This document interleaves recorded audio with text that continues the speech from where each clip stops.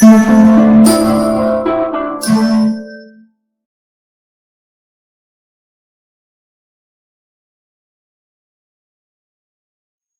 everyone, this is Dhanjit Deka and you are watching me on my YouTube channel Reaction Concept. So student, we have already discussed the introduction part of chemical kinetics.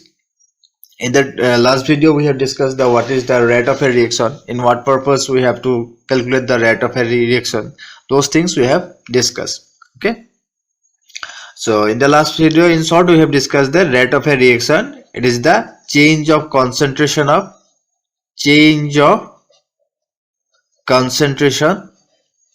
of reactant or product with respect to time. Okay, this is we have discussed in the last class. So what is the rate of a reaction? It is the change of concentration of reactant and product with respect to time. So in this video we will discuss about different factors that affect the rate of a reaction. Those factors will be discussed. So there are different experimental factors are there which affect the rate of a reaction. The first one is the nature of the reactant. The rate of a reaction depends upon the nature of the reactant we are using in the reactions. Okay, it depends upon the different property of reactant, such as the physical state of the reaction. Physical state means, so you see, suppose the reactant is in gaseous state. In gaseous state, their kinetic energy will be more compared to the liquid state and solid state. Because of that, since kinetic energy is more in gaseous state, so reaction will react in faster mode in gaseous state. So rate of a reaction also depends on the nature of the reactant or properties of the reactant. You see, another you can consider on the chemical reactivity of the reactant. Chemical reactivity of the reactant also. You see, when the chemical reactivity of the reactant is more, the rate of the reaction will be more, because with increasing chemical reactivity, the reactant will react with higher rate. So rate of the reaction will also increase. It also depends on the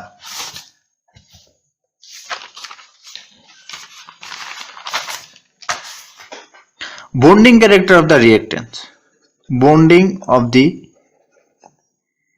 reactants. You consider a reaction. Suppose we are considering a reaction where nitrous oxide in gaseous state reacts with oxygen, molecular oxygen, and gives you 2 mole of nitrogen dioxide. It is also in gaseous state. Whereas carbon monoxide reacts with molecular oxygen and gives you 2 mole of carbon dioxide. Okay, you see, both the reaction are seems like same. Okay, but in the experiment it is found that the rate of this reaction, if you consider this one as R1 and R2, these are the rate of the reaction. It is found that the first reaction is fast, that is rate of the reaction R1 is faster, whereas the rate of the second reaction it is slow. Why? Because in this reaction there are some bond breaking happen. Okay, because these are covalent compounds. Carbon monoxide, nitrous oxide, these are covalent compounds. So in the reaction there will be some bond breaking and bond formation process will be happen. Because these bonds are weaker compared to the carbon monoxide, therefore reaction will be more faster. Whereas in carbon monoxide the bonds are stronger compared to the nitrous oxide, therefore here the reactions will be slow. So from the above discussion we can say that the rate of a reaction depends on the nature of the reactant. The second factor that affects the rate of a reaction, it is the surface area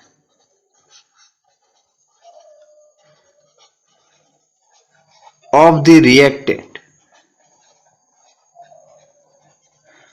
The rate of a reaction,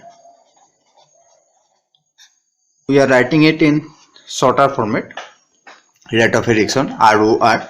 This rate of a reaction also depends on the surface area of the reactant. With increasing more the surface area of the reactant, the rate of the reaction will be more. Less will be the surface area, less will be the rate of the reaction. You see, you consider a reaction, this will be directly proportional to the surface area of reactant.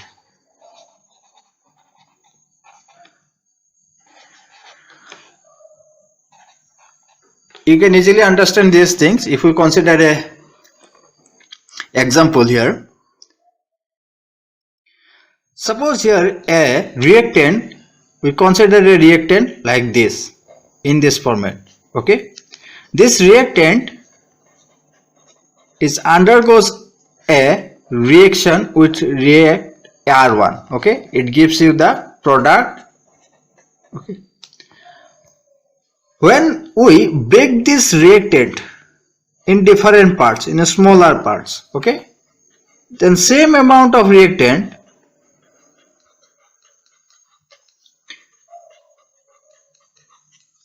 will react and undergo the same reaction with the rate R2 and gives you the same product. Okay, if you see this rate, then it is found that R2 will be greater than the R1, because you see, when the reactant has breakdown into different parts, their surface area, is increased in case of the smaller parts of the reactant, okay, compared to the former one, where it is surface area. In this case, surface area will be less. Because of this high amount of surface area, this reaction can react with each other in greater efficiency. That's why this reactant will give you the product with a higher rate. Okay, this is how the surface area affects the rate of a reaction. The third factor that affects the rate of a reaction, it is the catalyst.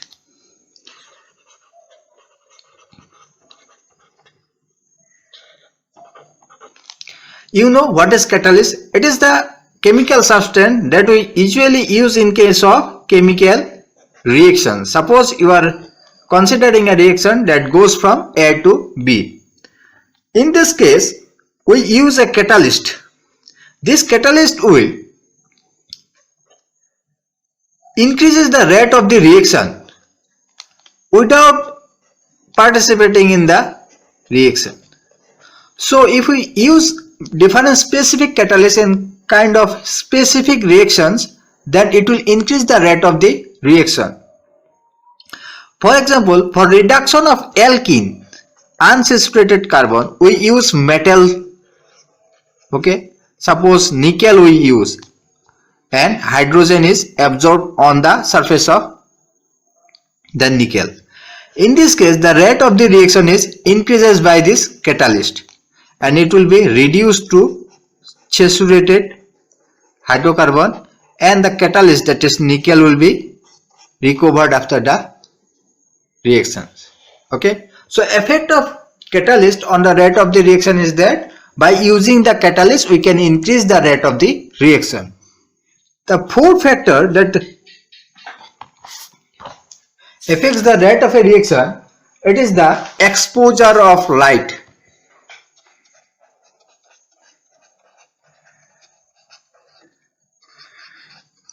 You might not be familiar with this term, exposure of light, but there are some reactions are there which are called photochemical reactions. What reactions? Photochemical reactions.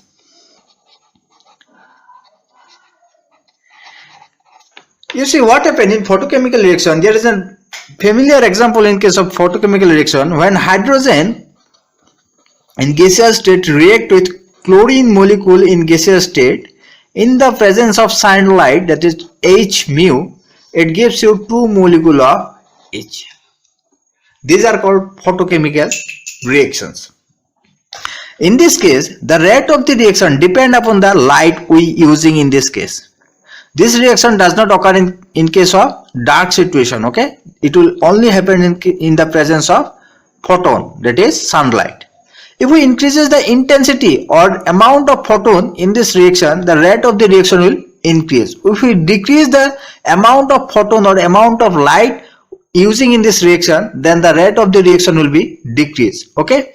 So rate of the reaction directly proportional to the number of photons. Photons means sunlight, okay? The fifth factor that affects the rate of the reaction, it is the concentration of the reactant. Number 5, it is the concentration of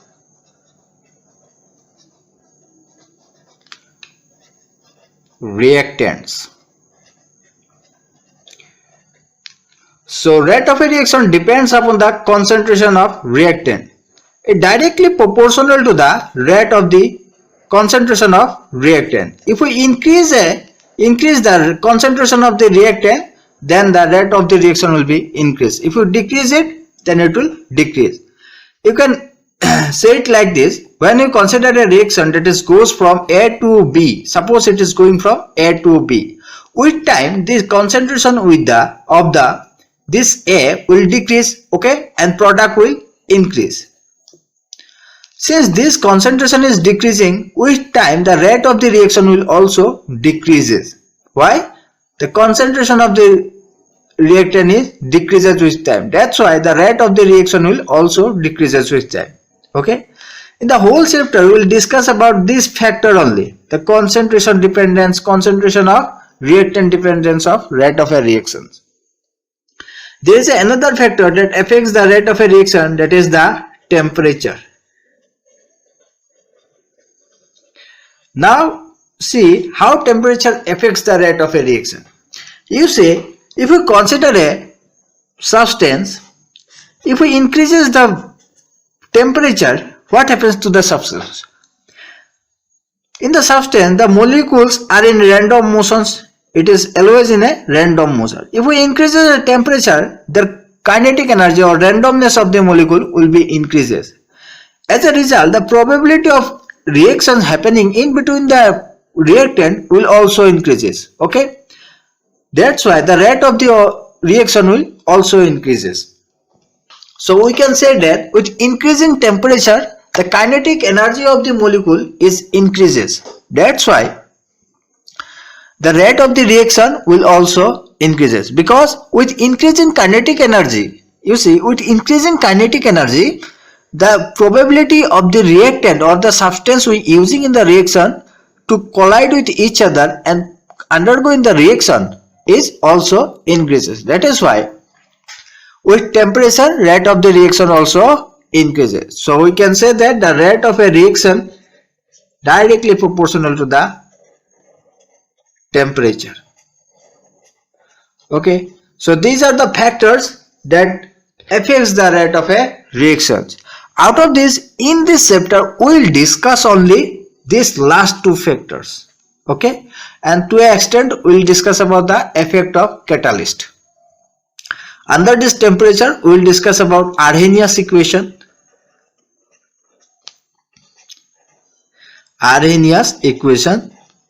and under this topic, that concentration of reactant, we will discuss about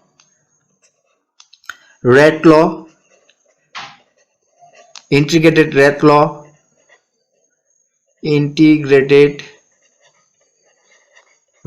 law, okay, this will be discussed in the later on. So this is the main factors that affects the rate of a reaction. In this chapter we will discuss only two factors, that is concentration of the reactant and temperature dependence of rate of a reaction. Okay, now I will discuss the first factor, how concentration of the reactant affects the rate of a reaction. Now we'll see how the concentration of reactant affects the rate of a reaction, or how the rate of a reaction depends on the concentration of reactant. For that, let us consider a simple reaction that goes from the reactant to product. Reactant R to product.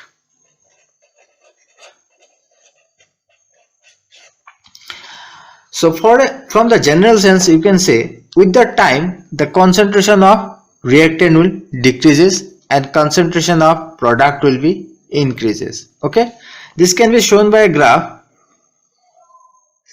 If we plot the concentration with respect to time, then you can see that the concentration of reactant initially it will be high, and with time it will start to decreases. Okay, this will be the concentration of reactant. This is the reactant graph, and at the initial stage the concentration of the product will be less, and with time it will start to increases because the reactant giving the product. So this will be the product graph. Okay, it is seen that the rate of the reaction with time it is also decreases. Rate of the time is also decreases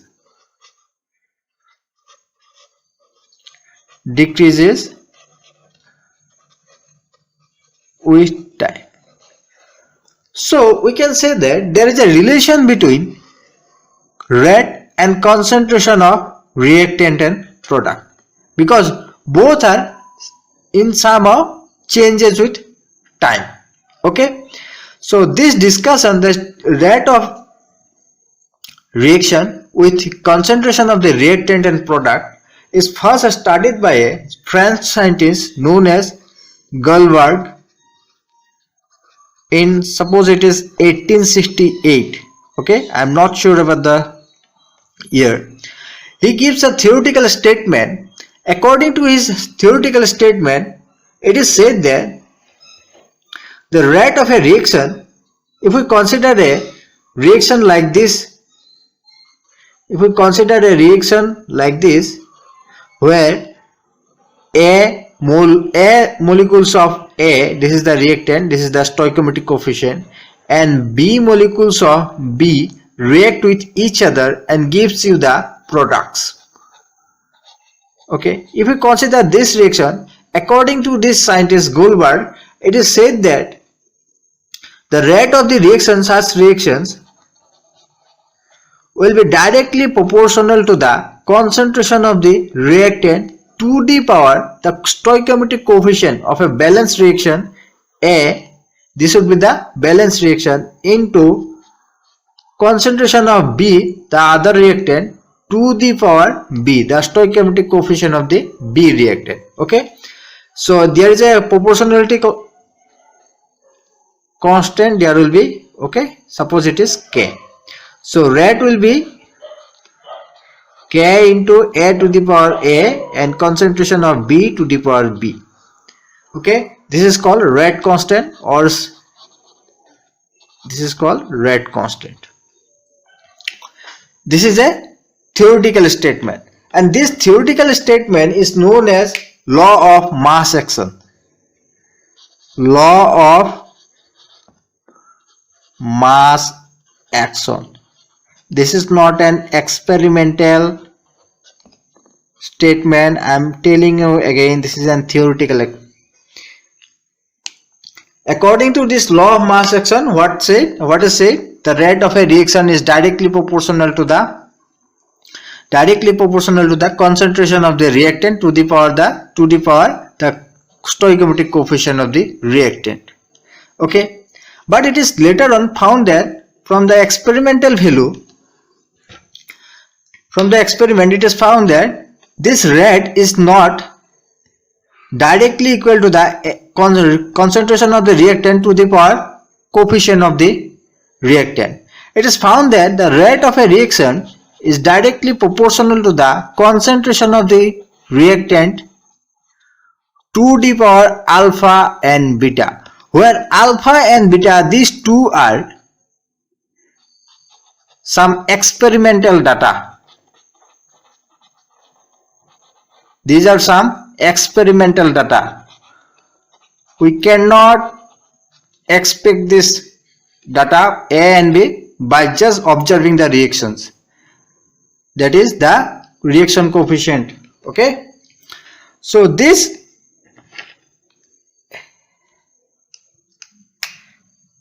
statement is called Rett law.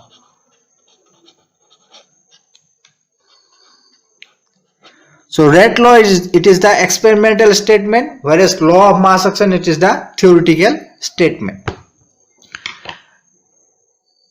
This A and B together, if we sum A and B, these are called order of reactions. So order of reactions, these are experimental data of a reaction. This may be equal to the stoichiometric coefficient of the reaction or may not be equal to the stoichiometric coefficient of the reactant. This order can be 0, it can be positive value, it can be negative value, and it would be some fractional value. Okay. Reaction with order with 3, these are very rare. Order with 3, where there are some reactions where order is 3, but these reactions are very rare reactions. Okay. There are sometimes it is asked the definition to write what is law of mass action and what is rate law of a reaction. So according to the law of mass action, what the rate of a reaction is directly proportional to the concentration of the reactant to the power the stoichiometric coefficient of the balanced reaction, whereas rate of a reaction in Rett law, rate of a reaction is directly proportional to the concentration of the reactant to the power their experimental value, that is known as order of the reactions. Okay. Now we will see this rate constant. What is rate constant?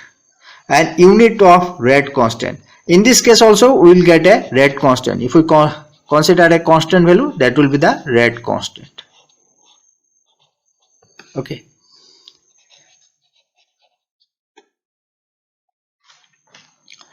There is also a thing that order n, what is order of a reaction and molecularity of a reaction. Okay. Molecularity of a reaction. These things I will discuss on later on in the next class. Okay. Now I will discuss about units of rate constant, that is K. So from the Rett law, what we have got? Rett law, we have got that rate of a reaction is equal to the rate constant into concentration of reactant to the power alpha and concentration of beta B to the power beta, where A is the order of A and beta is the order of B. Okay, in the reaction. So K would be rate divided by A to the power alpha, B to the power beta. So the unit of rate, it is constant change of concentration with respect to time. Okay, so concentration time inverse one. Whereas unit of this is a concentration term, so it would be the concentration. Both are concentration terms, so we can take it as common, and alpha plus beta, it is the order. Okay, it is the order of the reaction. So unit of K would be concentration into time inverse 1 concentration, and if we consider order is equal to n, then it would be n. Okay, so it would be concentration into 1 minus n time inverse 1. This is the unit of rate constant.